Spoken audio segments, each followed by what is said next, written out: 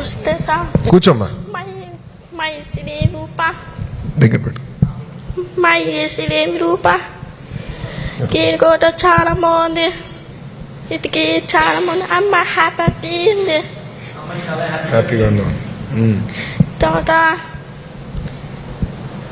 కూడా నేను ఇష్టం చెప్పి పద పుట్టిన టైం అది అందరూ ఫ్రెండ్ నేను ఇష్టం చాలా భయం లేదు. హ్యాపీ బాగుంది. భయం లేదు. తర్వాత అమ్మ పాప చాలా బాగుంది. అవును. తర్వాత ఇటుకి పుచ్చు లోపలికి చెప్పు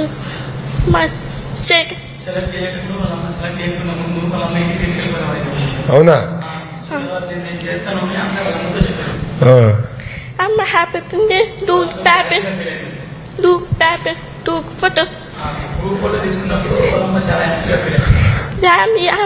ఫ్యామిలీ చాలా మంది వేడుకు అంత చెప్పింది.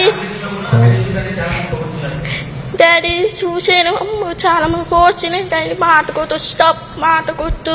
అమ్మ డాడీ వచ్చి మర్చిపో. నేను సరే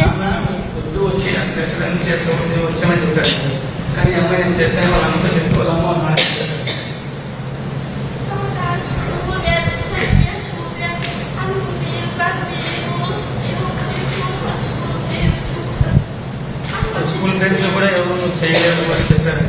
నేను చేస్తాను అని పట్టుదలతో అనిపించింది.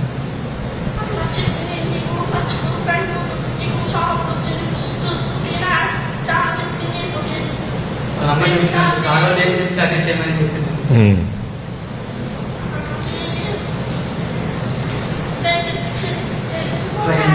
లదక్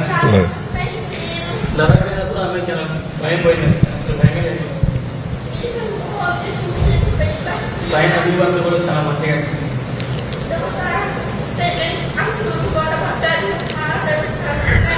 డిస్కస్ చేసినప్పటికీ హ్యాపీగా తెలియదు. అక్కడ వేసినప్పుడు చాలా చదివిందండి సార్. కానీ అందరూ ఉండడం వల్ల అమ్మాయి చిన్న చిన్నగా నడుచుకుంటూ వేసింది. మీకు థ్యాంక్స్ చెప్తుంది సార్ అవకాశం ఇచ్చిన. సో థ్యాంక్ యూ మా. సో సక్సెస్, నీ సక్సెస్ వెనకాల అమ్మే.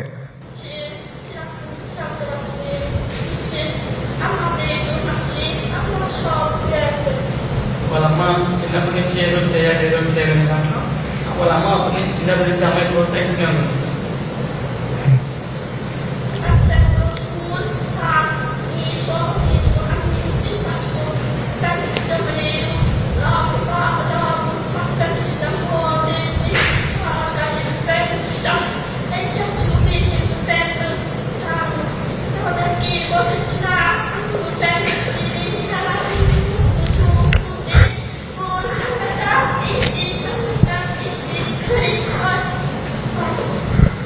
వాళ్ళందరూ ఊళ్ళో ఫ్రెండ్స్ వెళ్ళకూడదు అంటే కష్టమైందండి. ఇక్కడికి వచ్చిన తర్వాత వీళ్ళు ఫ్రెండ్స్ అయ్యారు సార్.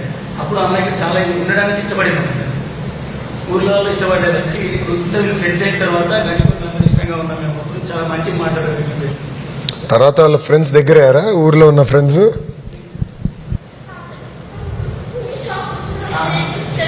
ఇప్పుడు సెలెక్ట్ అయినప్పుడు వాళ్ళ ఫ్రెండ్స్ మంచి చేస్తున్నాం, సెలెక్ట్ అయ్యి అవమానం చేస్తున్నాం అని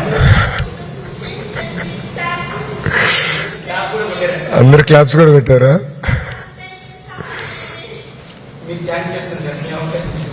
థ్యాంక్ యూ అమ్మా. నేను థ్యాంక్ యూ చెప్పాలి నీ పట్టుదలకి, ఆ కమిట్మెంట్, ఆ ఫోకస్. ఎంతోమంది చేయొద్దని చెప్పినా చేసావు, అది ఇంపార్టెంట్ అమ్మా. నైస్.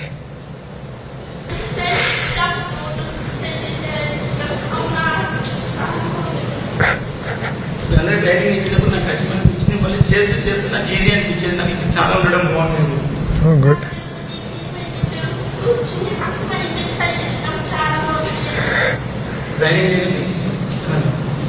ట్రైనింగ్ చేయడం మా అమ్మాయికి ఇష్టమైంది సార్. నైస్. గుడ్. ఏ ఊరు మంది?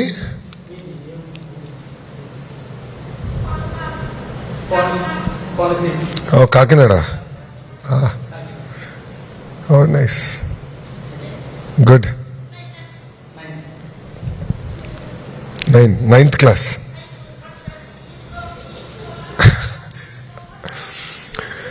10th క్లాస్ చాలా ఇంపార్టెంట్ తల్లి. Board examination.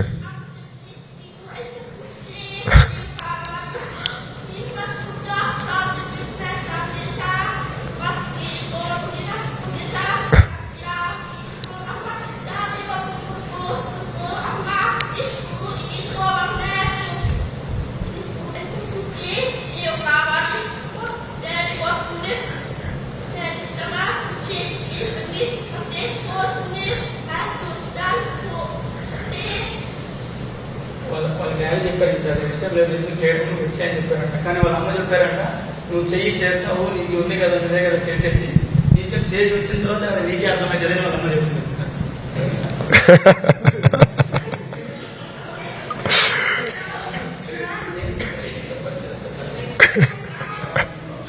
సరిగ్గా చెప్తున్నారా? ఓకే, గుడ్, కంగ్రాచులేషన్స్ అమ్మా. కానీ బాగా చదవాలి. 10th కూడా వెరీ ఇంపార్టెంట్ ఎగ్జామ్స్.